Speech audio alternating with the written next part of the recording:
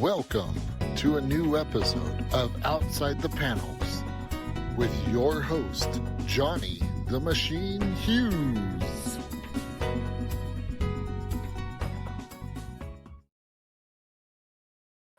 Welcome everyone to an episode of Outside the Panels. I'm your host, Johnny the Machine Hughes, and not only do I love talking to indie creators and Kickstarter creators, I love it when they come back.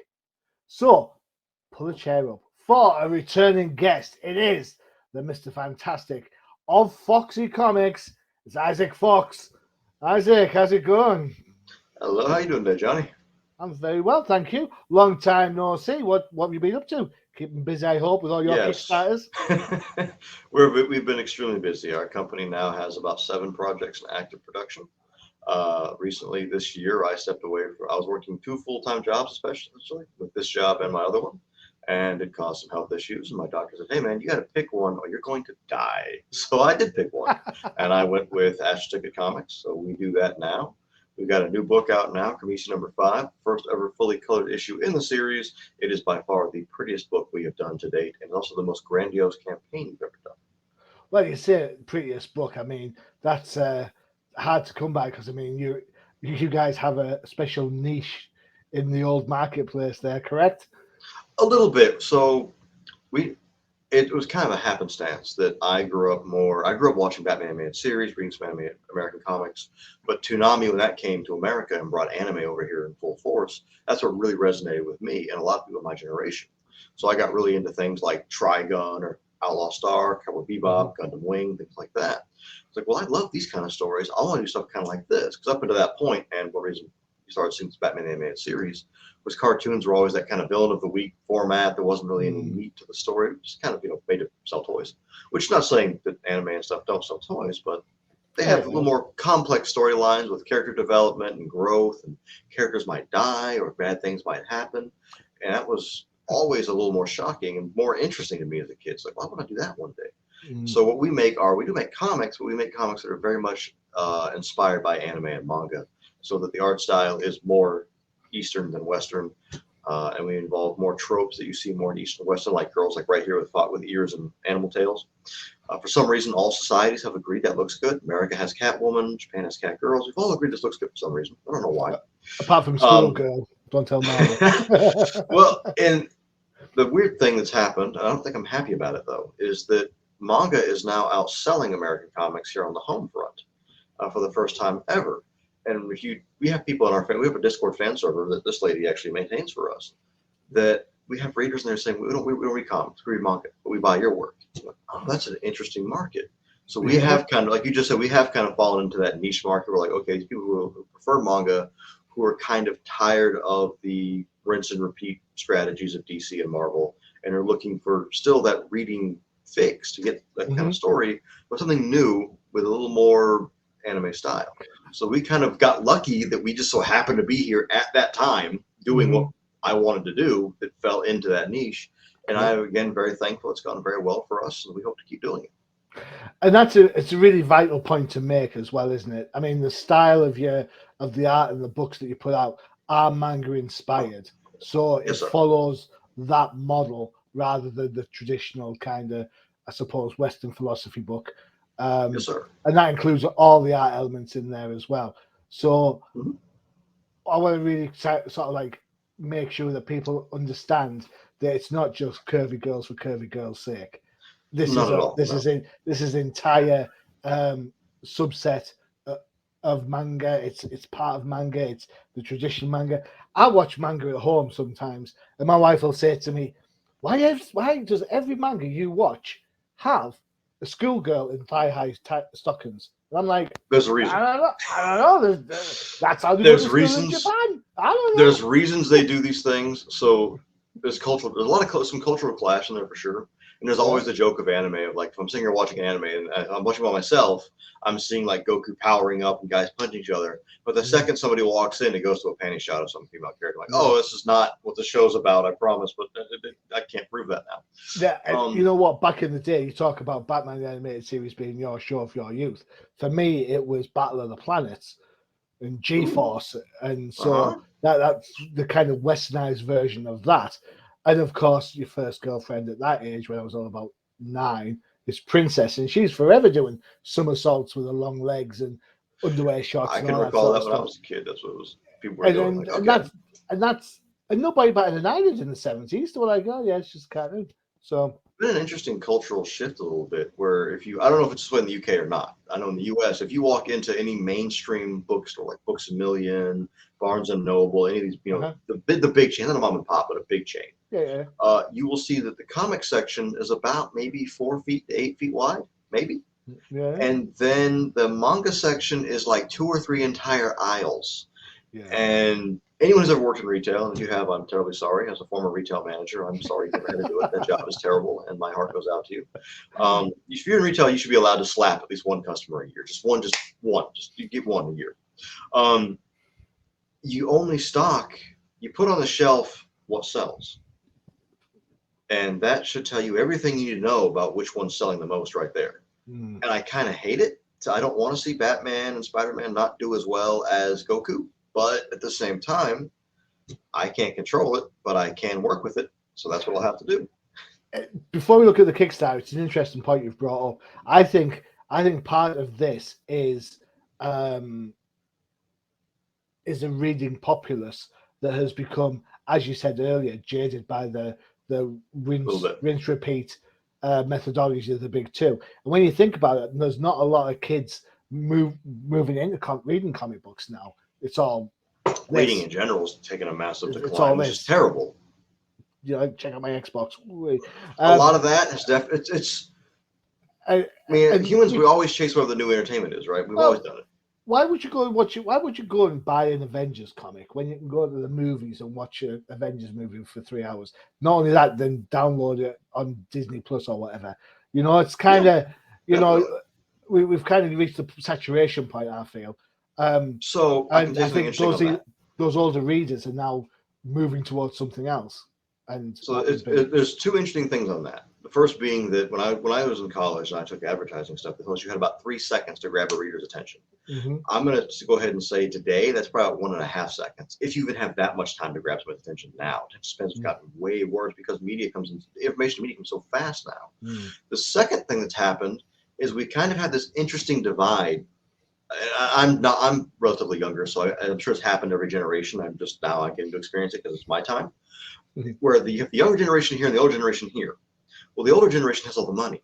They have the expendable income, and they like things that the way they were. The old school Batman comics, the old school DC, Marvel. That's what they want to see. Then you have the younger generation who have come up more with the anime and the manga crowd, thanks to things like Toonami making it more prevalent than growing up with it, who want things to be different. Well, and the problem is the younger generation doesn't have any money. The older generation has the money. But the 2 sides hate each other, and they hate what the other ones like. So if you are a creator, especially if and this is one of the problems I think Marvel and DC have now, is how do you find that middle ground? Mm. I don't know if you can. I don't work for those companies. I don't know. I can tell you on the indie market, we kind of have the luxury of being that middle ground because we don't have to make a board of investors happy. The only people I have to make happy, my board I report to are 3 cats, so they're pretty easy to keep happy. But for a lot of these companies, it's trying to figure out like, well, what do we do? We can't change this because then this group gets mad. But eventually, they're not going to be around. We have to get this group to like it. Like Coca-Cola is a great example of a company that has understood these kind of things really well. I think their actual target market audience is like 4 or 5 year olds, because they know if you get into Coke when you're a kid, you'll drink Coke your entire life. Yeah. And comics are kind of doing every industry kind of wants, in a way, thinks the same way. Like, if I can get you on this now, well, in 20 years, when you're making $7,500K a year, provided that happens, you're still going to buy my stuff because you're still going to like it. Yeah, it's interesting. It's interesting, definitely, and I think it's a fun study for sure. Yeah. I think on one hand, you've got instant brand recognition with Batman and Spider-Man and all that gang. Well, the 2 most popular superheroes of all time. Yeah, but then everybody knows and likes Batman and Spider-Man. Even if you don't read comics, you know when you like Batman and Spider-Man. So on the flip side of that, indies have more creative freedom, but they don't have the automatic brand recognition. At least something I always say is you have the right to creative vision, but you also have the right to any punishment or reward that comes with that creative vision. And that's kind of where independents come into. Like we can do anything. We don't have to follow a trend. We don't have to obey a long-standing character. Like I would be, if I, hypothetically speaking, if I was ever hired by DC, which I will never be, but if I ever was, I would be terrified to touch half those characters. Like, well, these guys have been around longer than I've been alive. Anything I do with that character is under a microscope from millions of people. Not like the manga and anime, I would say, is a little more disposable, I think, as a medium, because you have new stories coming out all the time. You tell the new story. We start at point A, we go to point B, and then it ends, unless you're like One Piece that goes on for 100,000 episodes. But you find eventually there's an end. So anything you do within that, they can't be like, oh man, they changed this, they changed, Takashi this time for some reason. Why he wasn't this way in the last arc? Well, yeah, it follows the same storyline, so there's no worry about that. Cool. So it's really impressive to watch the stuff these guys try to balance it, and the people who do it well, I have a massive amount of respect for. It's tough, man. It's hard. Enough about them. Let's talk about you. Here is your Kickstarter page for the current project. We're going. Man, it looks so much smaller in British pounds. Don't worry, we'll get there. Don't you stress. I will help you out with that. Here's a trailer for the book. Check it out. I'm going to say it's a very impressive trailer. I really did enjoy watching this. So here we go. It was very expensive, so thank you. All for me. It's all for me. Here we go. Check it out. Don't you break it, don't you fake it, don't you mock it. There's a treasure thing for everyone, and ain't let me go. Only love it, only dreams it, only you. It's just about the only thing I care about, and I ain't let me go. Since the development of warp space drives and intergalactic travel, the universe has been classified into two major regions. The so-called civilized space, where major governments and empires rule all aspects of life, and free space, regions of space not controlled by any officially recognized power. The major galactic governments, in pursuit of their own interests, have established laws which restrict what those in free space believe to be inherent freedoms. Among those freedoms is the right to love and marry members of other sapient species. The small colony of Sufavri serves as a haven for those individuals who have forsaken the safety and comforts of their native worlds in exchange for personal freedom and the comforting embrace of another. Where there is beauty and purity, so too are those who wish to corrupt it. Whatever the reason, their dreams are others' nightmares.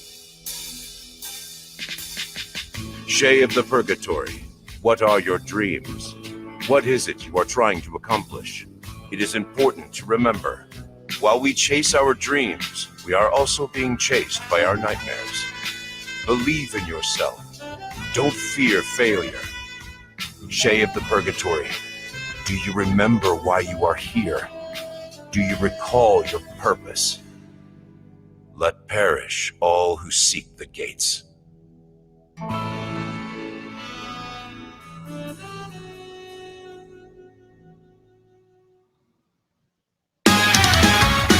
Don't you break it, don't you fake it, don't you mock it. There's a treasure thing for everyone, and ain't let me go. Only love it, only dreams it, only you. It's just about the only thing I care about, and I ain't let me go. Whoa. How cool is that? Yeah, Who did the voiceover? Do what? Who did the voiceover?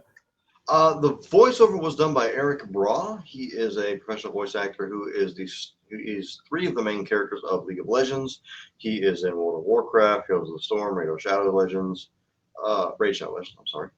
A ton of things that gentleman is in. He's a fantastic voice actor, and anybody out there who wants to hire him, he is available to hire. Hey, I'm available to hire, just saying. I think everybody's available to hire for the right price, right? Yeah.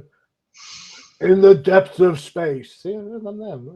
I'm almost there. He has that deep kind of big man voice. So the guy, he has that Optimus the entirety of that animation is because Kamisi in a lot of ways is a love letter to an anime called Outlaw Star. So I was like, well, I want to do for the end of Arc event. I really want to make the video like the intro of Outlaw Star was. So that's why you have the song that's being sung was the theme to Outlaw Star by Trey Watson on YouTube. Their cover of that song, and then that show was narrated by the insanely skilled and beautifully voiced Hugh Billingsaw. Like, well, I want somebody who could sound kind of like you, and I just so happened to know Eric. And I was like, dude, can you do this? And he gave it to me like, perfect. This is exactly what I want. This is fantastic. Cool. You mentioned that the numbers are small. It's just because the conversions. I just we want to have say, backers in Australia who send us pictures like, oh, you guys are doing really well. I'm like, man, it looks so much smaller in other currencies. all right, so let's keep it real. So you are $12,684 against Yes, a pledge of 5,000. You've got just over 3 weeks to go, and you've got nearly 200 backers. I will say this right now after looking at several Kickstarters, and I appreciate that I am the view from the cheap seats.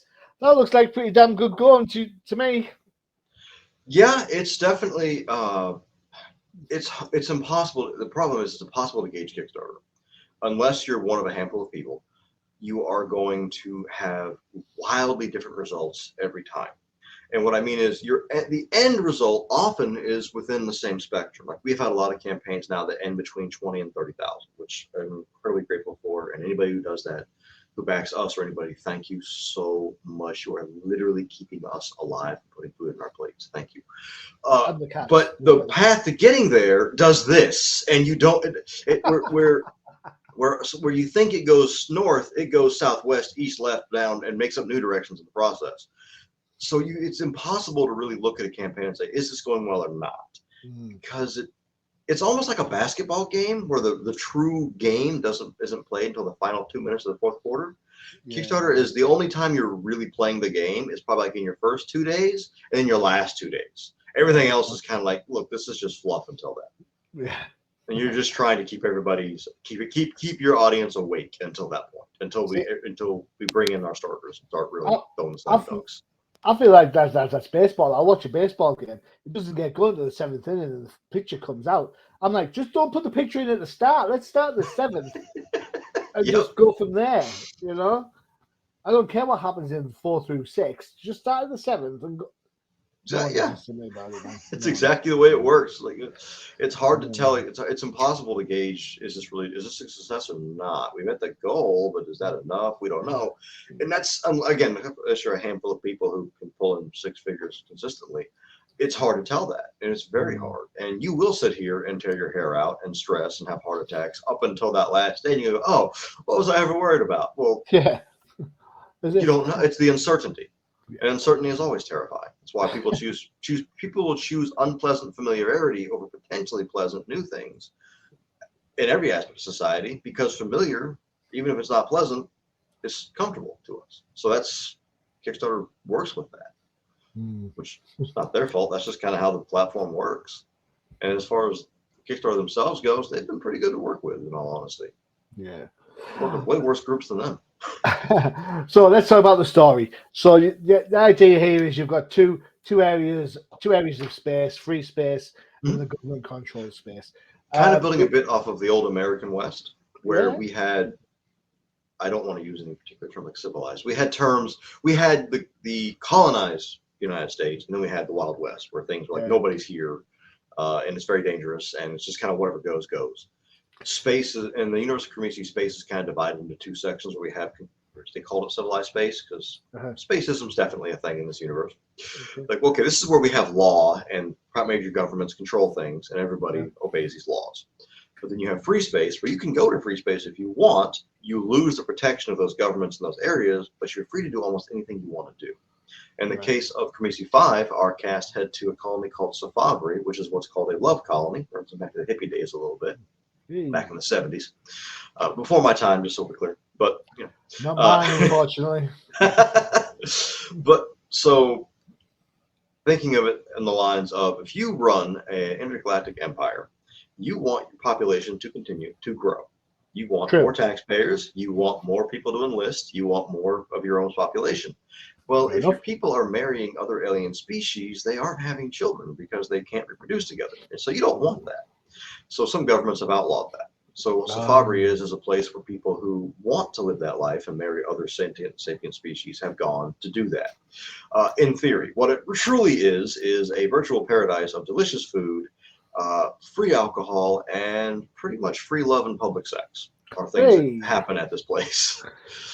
So the idea was for this one to create a place that is an absolute paradise, a place that you could look at and go, wow, I want to live in this place. Everybody's beautiful. The girls are topless. The food is plentiful and delicious. Alcohol's freely served. Anything you want. Wait, this sounds like Mexico. Certain places in it, yeah. For the sole purpose of something happens, and what is heaven quickly becomes hell. And what is the sexiest, most colorful, and lewdest issue in the Comic series then becomes the most violent and the bloodiest in a very short period of time. Wait, that sounds like Mexico. Maybe? I haven't been there. I don't know. I'm just going for a job. So Comic is a story at its core that's more about more adult topics. And I don't mean adult as in sexual. I mean adult as in alcoholism, PTSD, extreme violence, abandonment issues, heavy issues that we as adults have to tackle as we get older and our brains develop and start to realize that we went through trauma when we were younger. And number 5 is kind of the climax of those things happening. Okay. So we get a lot of violence. We get a lot of things pushed onto our main cast. Rashay and Renee are now forced to attempt to flee this place, and can they make it out of here alive with what they're up against? Oh, and perhaps the actual villain of the story is now going to introduce themselves, and we're going to see why they are so angry at Shay, and who is Shay actually being? Who is Shay been the entire time? Okay, cool. Lots going on. There's a reason it's the end of the first arc. So this is when the how do I word this? This is kind of the end of when all the character development episodes are over. Right. Like, okay, you've seen who you're dealing with now. This is what they have to deal with. Can they survive what's coming their way? Cool. Right. So we've had the formative years. We've had the wonder years. Right. Now you had your chance to see them, see what kind of people you're dealing with in the story. Now it's time to go into the actual meat and see if they can survive what the actual villain is going to do to them. So are you worried then tonally that the book's going to move from this kind of fun pleasure planet where everything's all great and pretty and colorful to this kind of dark, desolate hell type of variant? Do you think that really. the readers that like this are going to buy into this if they're two separate? Not really, because Cremisi's kind of always done that. We've always kind of shown that the main character, Shay, who is this, what shoulder is it? This guy right here, has always been a little bit hedonistic, and that he's always searching for the next thing to have fun and just kind of throw caution to the wind and not give too much concern about himself. He's always been that kind of person, and we've seen brief glimpses where where something happens, and we start to see he's not actually that person, but he's trying to be that person, and we don't know why yet. Cremisi 5 is very much him still trying to be that person, and then finally it goes, hey, you can't be this guy anymore. You need to wake up and do what you're supposed to do. Cremisi number 3 was called Wake Up Call, which was supposed to be when we first see the actual story of Cremisi, what's going on in the background that's coming up for Shay and our main cast to face. The problem is he did not answer that wake up call. He still tries to stay in his alcohol-induced dream state that he lives in. And 5 is like, no, this wasn't a wake-up call suggestion. This is a demand. Wake up, and you need to deal with this. So it's something that's been intentionally peppered in to the first 4 issues.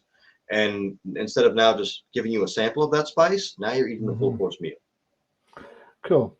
I'm going to ask you a question, because obviously you talked about that there's topics in here that are more adult and not just the sex element, the mental health aspects with the PTSD, alcoholism, addiction, abandonment, all that sort of stuff. Yes, sir. When I watched the trailer earlier today and the free love aspect between sentient creatures, I couldn't help but think, is this some sort of metaphor for the idea that we can love who we want to love regardless? Not if it is, it's not intentional. Okay. It's more so that I just felt it was a realistic concept that any galactic empire would want people producing more of their own people so that they can maintain being a power in the universe. You don't have manpower, you can't do anything. no matter how advanced your technology is, you need people to run it. You need your own citizenry to exist. And if your citizenry is leaving your home planet, your home systems, and they're marrying people of other species they can't have children with, your population is going to decrease, which ultimately will overall weaken your position on the galactic stage. And I don't think any government would want to be weakened. They want to be stronger. So it wasn't meant to be an analyzation of society or anything like that. Something that's that why it could be seen that way, though. it could be, absolutely, but I'm a big believer in letting the reader interpret what they want to interpret. Okay. So I'm not sending that message, but if you want to see it, you can. But at the same time, we're not going to shove it down your throat. Our Suck You Busted series does kind of address what you just said with that whole, like, are you allowed to love who you actually love? That series uses the analogy of humans and demons to examine those kind of relationships between, same-sex couples, mixed gender couples, mixed race, whatever. Non-binary. Right, exactly. Whatever it may be. And if you don't want to see that message, you don't have to.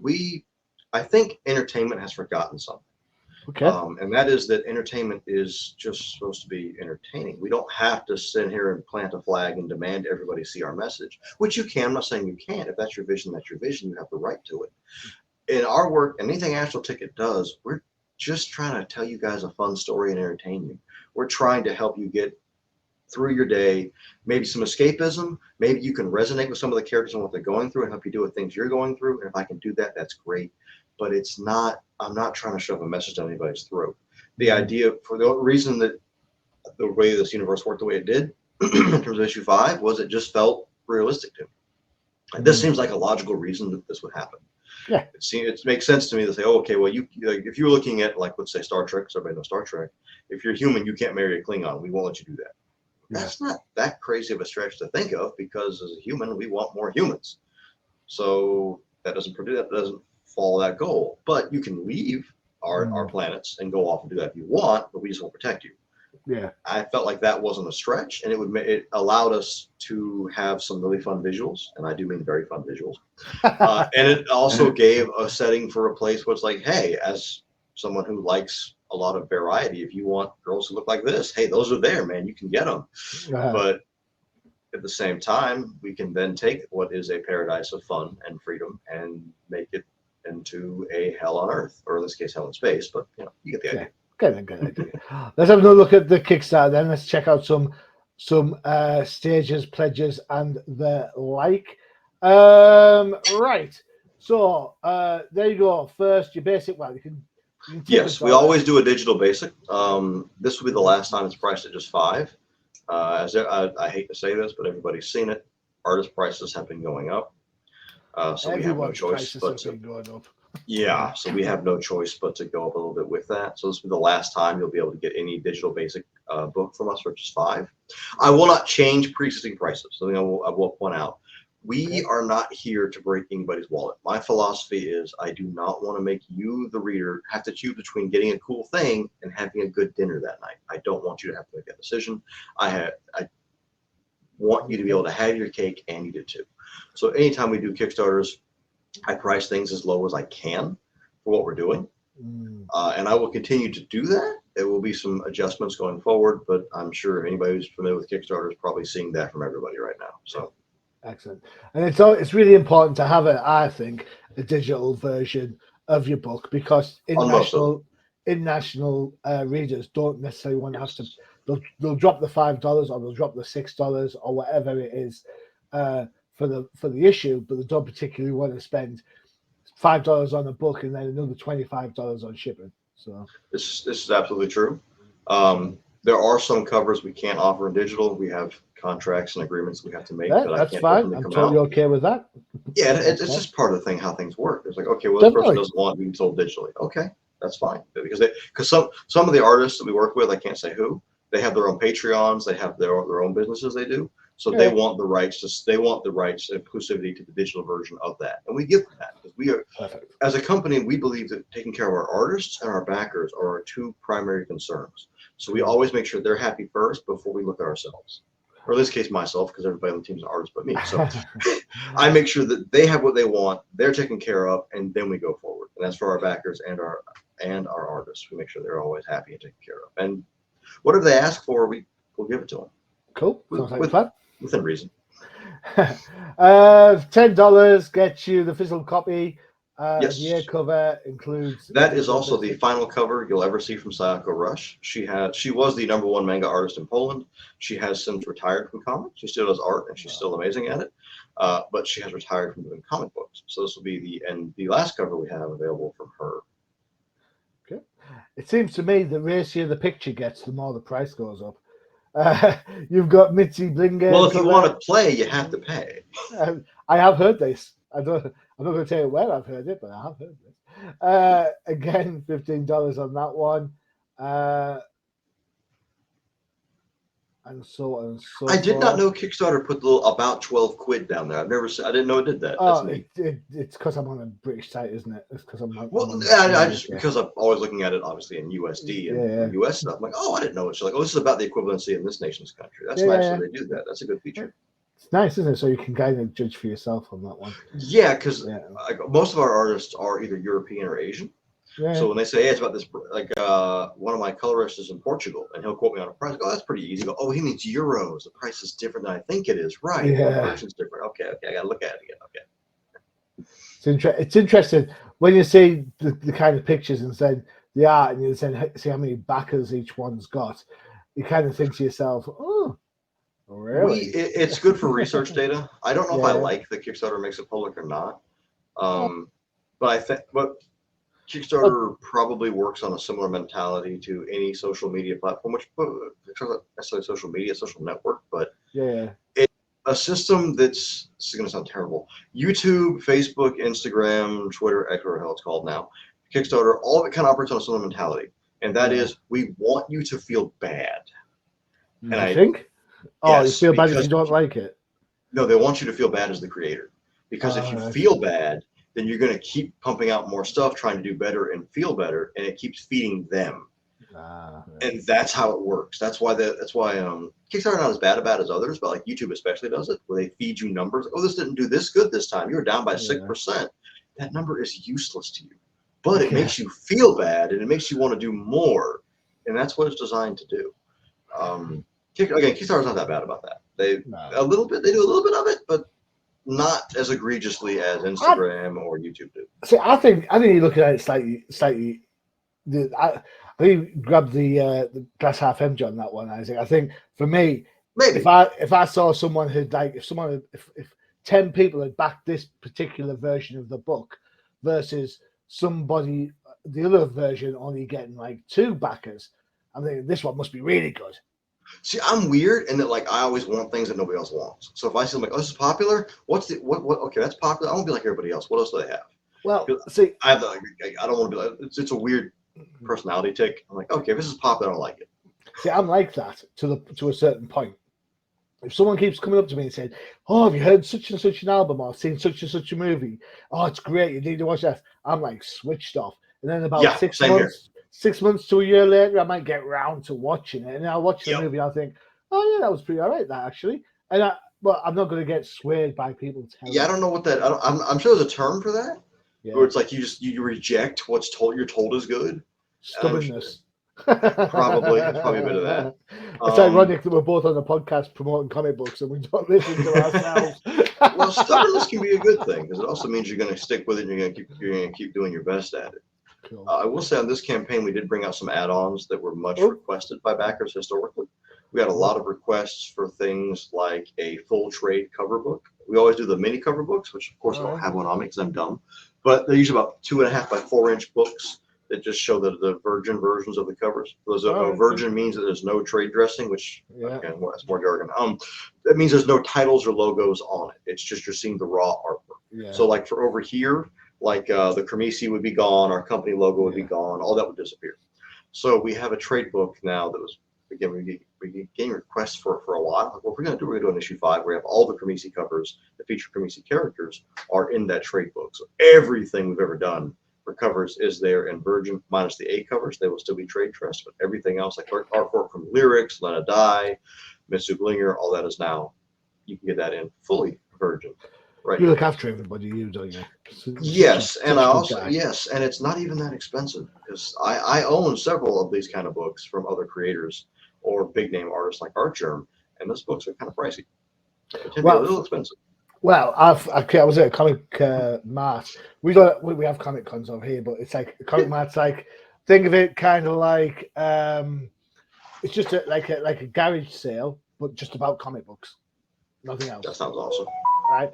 So there was a Batgirl comic on the dealer's wall, and he was asking £80 for this Batgirl comic. And it was the Stephanie Brown run, and I love Steph Brown. She's my favorite Batgirl. I had the full collection. I love Stephanie Brown. Yeah.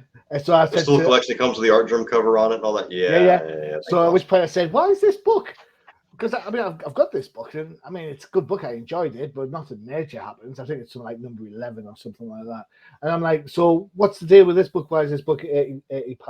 He goes, "Oh, this is Art Gem's first DC work." I was like, "Get out!" He's like, "Yeah, that'll do it." I was like, "Okay, fair enough." He's like, "Do you want to buy it?" I was like, "No, I've got one. Cheers, thanks." There are definitely some hardcore it. collectors. The hardcore collector crowd exists. I don't fully understand graded comics. Actually, maybe a silly thing to say, but like I don't get the idea of having it in a slab where I can't open it and read the book. I'm a comic writer, so obviously I want to read it. You're on my wavelength. I don't understand why you get comic book slabs. I mean, don't get me wrong. I have bought comic books and I thought to myself, "Oh, I'm buying this because of the cover. I might put it in a frame to put up there." And if I'm doing that, I'm buying the regular cover, so I've got the comic to read. And I think a lot of people do that now. I think a lot of people will buy like, okay, I want this version of it because I like this, but I also want one that I can read. And I don't care if I end up bending the pages or whatever. So they'll get the A cover because the A cover is always the one you print the most of. You look at a book like Last Ronin that has, what is it like? It's like 200, 500 plus covers on Last Ronin. It's a absurd amount. Just read the book. Yeah, I just want to read it. But at the same time, I do appreciate the cover art. It's interesting that manga doesn't do variant covers for the most part. It's just, this is what it is. And their covers tend to be vastly more simplistic than what we tend to do over here. Not always, of course. I think it's because, to some extent, and this goes back to what we were saying earlier about how people look or view comic books, right? Mm-hmm. I think if you're reading comic books and you're looking for a certain type of character, whether it be in manga, the schoolgirl short skirt thigh highs or the demon princess or whatever the thing is, in the interior art you get plenty of that. In Western comics, you're not going to get that. Catwoman's a sexy lady, as is Black Canary, as is Black Cat. I guess it's classier would be the word. But you're not going to get that. So what these variant covers do, they're giving you a glimpse behind giving you that glimpse behind the curtain, so you can be. So, for example, I bought the Art Germ Sinister of X book. I can't remember what it's called, but I don't buy X books. I bought it because it's the White Queen in the classic white outfit lounging back, and I bought it because I love the art. I was like, you know what, that's a gorgeous cover. I am buying that cover. Oh, they're works of art, absolutely are. Exactly, but the book isn't salacious in any way, shape, way, or form. I don't even think the White Queen's in it that much, to be honest. But still, it's the cover. It took like 10 plus hours of talking to some of our artists who are in Asia and Europe, explaining that concept. Like, hey, this character should be on this cover, but she's not in this issue. She's only in issue 1. I know that, but she's in the series, therefore she can be on the cover. How does that make sense? I don't know, but it does. Okay, then we do here. Don't ask me why. Just do it. I don't know why. It is kind of a weird thing. I definitely think that's where variant covers come from. They allow, I think, the interpretation outside of the normal rules and regulations. Like when we do them, we let artists, like I will censor this, of course. We let the artists take privileges and how if it's a guest artist, we let them kind of decide, hey, this is the character. This is their personality. Here's a very, very brief rundown of what they're like, their personality. So do what you want to do. And they put their own kind of spin on it. And it's amazing sometimes what the artists will do. Like we designed this lady right here, Li Hua from the Pure Intent series, which is the prequel to Kermesi, by the way. I never told them to make her chest as big as it is. And every artist who has worked on her and designed her is female. And I get the art back and I'm like, wow, she is Power Girl. Qualified for some things. All right, well, let's go ahead and do that. Izumi here she's real, and she handles our Discord server. She handles our Facebook and our Instagram. She helps out a lot, and she insisted that her character be as voluptuous as this girl is. Yeah, no problem. Whatever Fair you say, enough. we can do that. It's interesting how well people get kind of caught up in the whole imagery of it, regardless of the fact that we actually know people. We know women who are curvy. We know blokes who are ripped. You know, Well, we we see do a it in little bit real of life. everything. Yeah, Like our most popular series is the Sucky Busted series, which Sucky Busted number 3 will be coming out after Kamisi. And the leading lady of that is this girl right here, who doesn't Alright. have a chest. She doesn't really have a chest, yeah. and yet she's insanely popular. But she has a big booty, so that's a different crowd altogether. Oh yeah, different kind of things. Right, excellent. So, couple of things to make note of if you're ready. You can follow everything Foxy Comics on various social media. You've got your Facebook, you've got your Twitter, you've got your Instagram. Oh, I think that's the wrong Twitter one. There's it. I think you check it that whilst, and I'll change it on the one of fly. us may have made a mistake and sent you the wrong one. It might have been me. It might have been. Just pop it in the chat and I'll add they it in can't there. cut this word. Whilst you're doing that, you can head over to the Kickstarter, go to Kickstarter, put the search bar in it, it comes up, and type in the Kamisi 5, it'll get you there. Or else, Yeah, and we already have 2 stretch goals unlocked. One of them is digital, so you're guaranteed, no matter if you're physical or digital, you're going to get some stuff. We're almost to the 3rd one. We have a couple of them still planned. These are some of the bigger, more grandiose stretch goals that we've planned. For intent, we made a lot of digital ones. This time we're doing there's a coaster, there's a window decal that's good enough to be on your car. There's a lot of really fancy ones we've done this time that feature some beloved ladies of the Kamisi series. Cool.